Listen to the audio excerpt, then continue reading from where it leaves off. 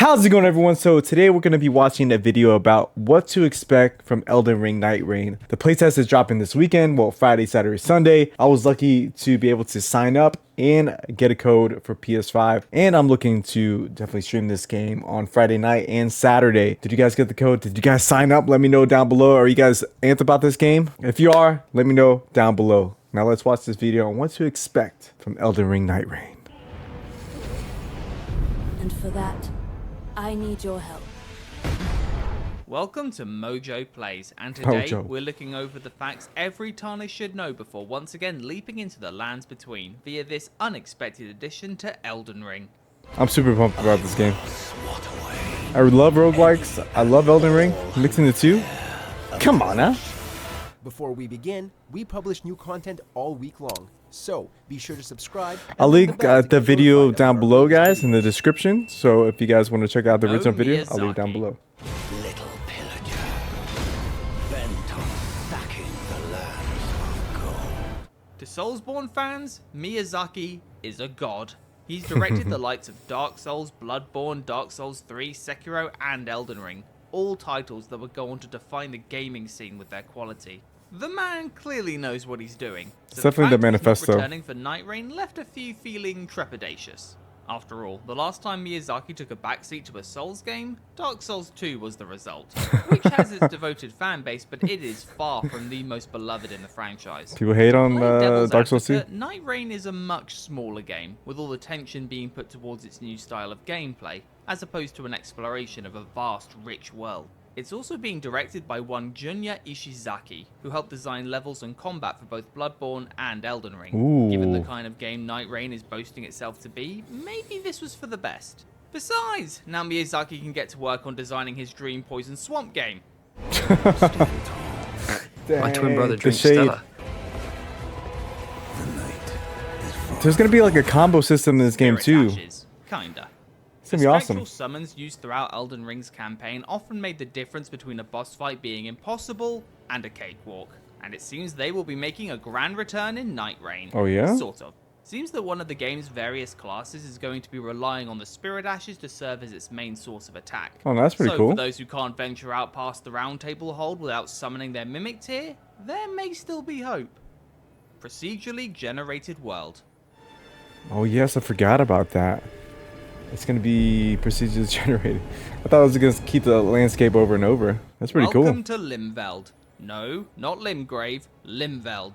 Allegedly, this condensed area exists in a parallel reality following the events of the Shattering. With Nightreign fully embracing the roguelike genre, your every run is guaranteed to be different. And with its limited scope in comparison to the mainline game, you can be sure that Limveld will be quick to change its scenery as you venture forth on your mission to defeat the Night Lord. The exact geography remains unknown for now, but we're eager to see just how many locales from the lands between appear, or at least serve as inspiration to this amalgamated world. Band together and prepare to Hey, I'm excited.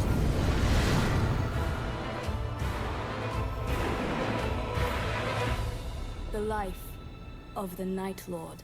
Runes. Runes. I offer you an accord.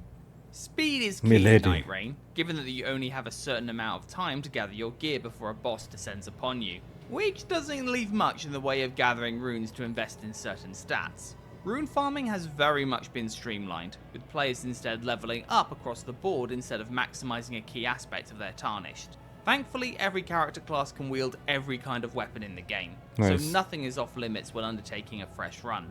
This certainly feels like it could be a bit of a risk, or at least could be seen as a step back, given how Elden Ring essentially turned every player into a build fanatic. But you, I am afraid, I'm sure there's still gonna be this. builds, like having the best Standalone. stats and builds. There's always that.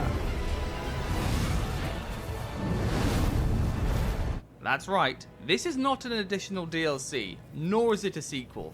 Nightreign is its own beast. A spin-off that doesn't require you to have played the original Elden Ring, Smart. though it will certainly help. Honestly, we're still shocked this is even a thing. While Soulsborne games have always experimented with various styles of gameplay, such as PvP, this is the most radical departure to date. Though if it succeeds and maintains the From Software brand of excellence, we're likely going to see a few more of these popping up. It's gonna be like Sekiro.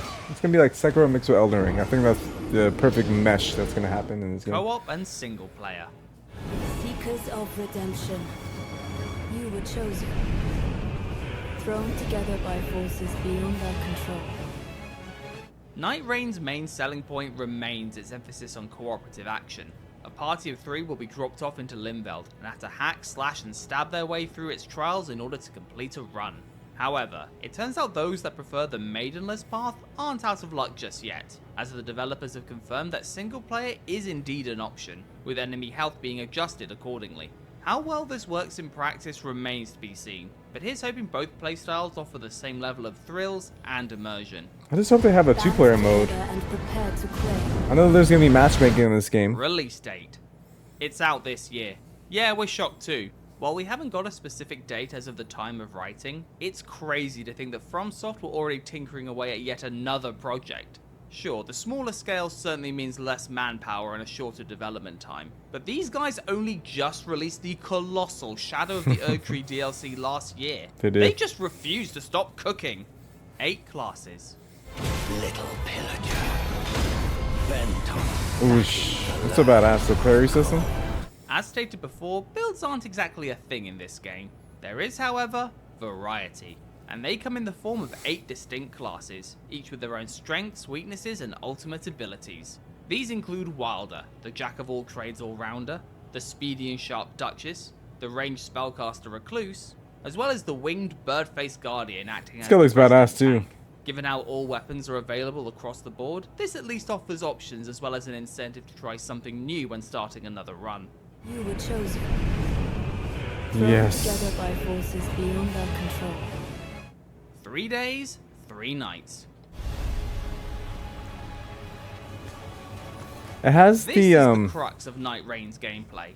3 days of hunting, gathering runes, slicing apart enemies, all the while Limveld starts to shrink around us via deadly rain that gradually limits the field of play. All this leads to it's like Nightfall, Raven's wherein players can Watch expect to find mixed themselves with taking on Fortnite unique mixed with Elden Ring. bosses. Survive this, and by the 3rd cycle, you'll be tasked with taking on one of 8 super bosses who all bear the moniker of Night Lord. It's a simple enough gameplay loop that hopefully has enough enduring appeal to keep us hooked. I think it will.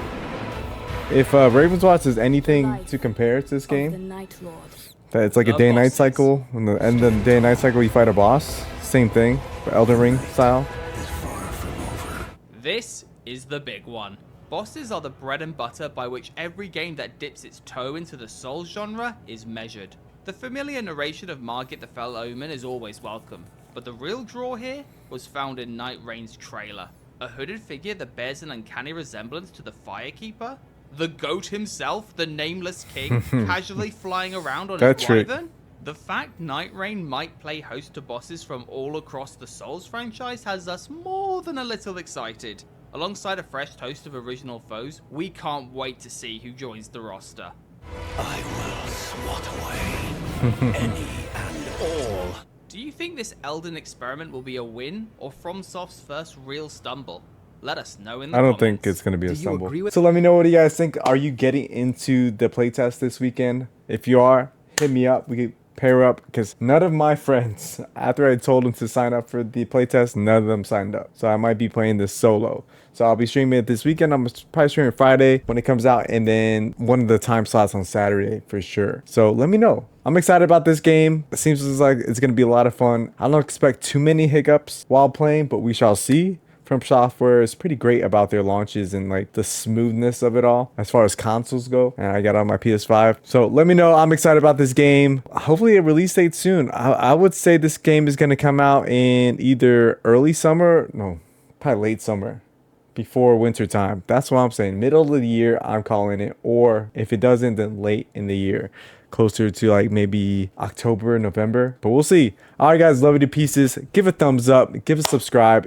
I appreciate it immensely. You guys are the best. Stay risen. Stay rising. Until next time. Peace. Oh, yeah.